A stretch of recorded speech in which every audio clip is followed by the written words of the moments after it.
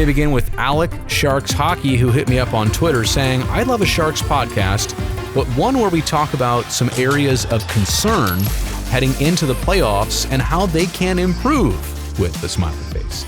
Not in a salty way, just some genuine critical analysis. All right, let's begin right there. Special teams, for me, lately has been something that has struggled. The Sharks have just 2 power play goals in their last 9 games. But offense, not really the theme of struggling this season. It's been without the puck. And let's go to special teams on that note. San Jose's penalty kill has actually struggled mightily since November. Let's go back to November 23rd. The Sharks were about 23 games into the season. Their penalty kill at that point was clicking to the tune of 89.7%. That had them second in the entire NHL. In fact, right behind the Desert Dogs. Crazy how Arizona's been one of the best killing teams of penalties this season. Again, they were at 91%. But since November 24th, the Sharks are 27th in the NHL at 75.9%. That's a difference of about, 14%. That is sizable. When you're talking about really a difference of PK or power play on a team is just a couple percent. Usually notice that, but 14% of a dip after the first basically 2 months of the season, that's pretty crazy that it has dropped that much. So the PK is something to discuss. Another concern, I would say, now the Sharks are averaging the second most goals per game of any team in the league this season. Offense is not a concern for me, at least up till this point.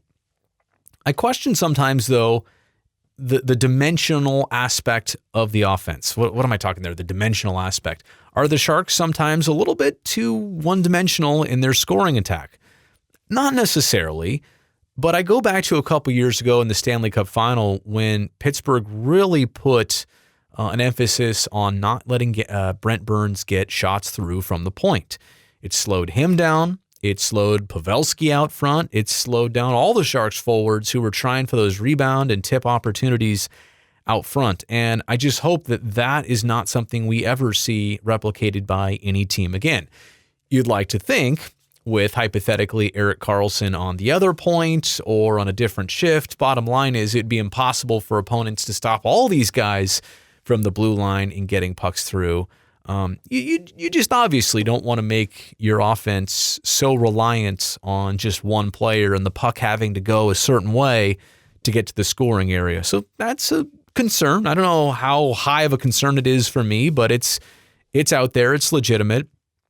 I know a lot of people want to talk goaltending as a concern. Let me just address this right off the hop as well, too. I can't really say it any better than I did on Twitter recently here, so I'll just kind of summarize what I said. Look, Sharks fans should widely agree that play without the puck is most imperative to team success here in 2019, right? Like, again, we've already established that from the beginning of this season, offense and generating goals hasn't necessarily been an issue, but playing good defensive hockey has come and gone. And the fundamental difference of opinion among Sharks fans right now is either are they giving up too many great chances or are they allowing too many goals? I realize those two things are very closely related. But when you think them out far enough, they're very different issues.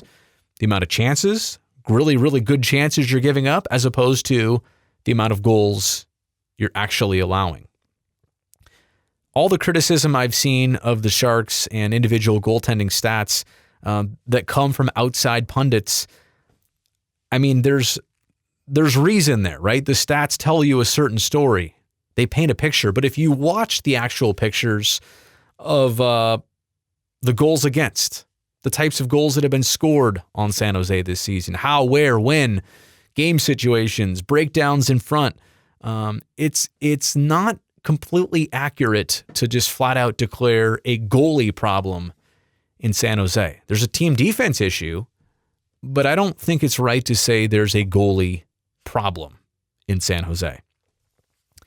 Again, I know the numbers are not flattering this season for Jones or Dell, But to think that both these guys all of a sudden went uncharacteristically cold, and again, at the same time, it's not just one guy. We're talking about both guys have had the similar dip in stats. Are they both all of a sudden just connected at the hip and both playing worse?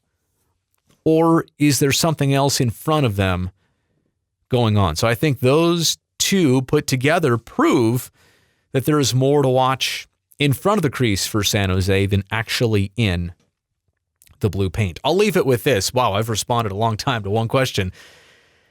Typically in the NHL, you look at scoring and offense as one of the streakiest things for teams to go through, right? They get on scoring runs and then scoring droughts. But it seems like the Sharks are almost the exact opposite of that. They go on really good defensive runs. And then they also go on some defensive ruts.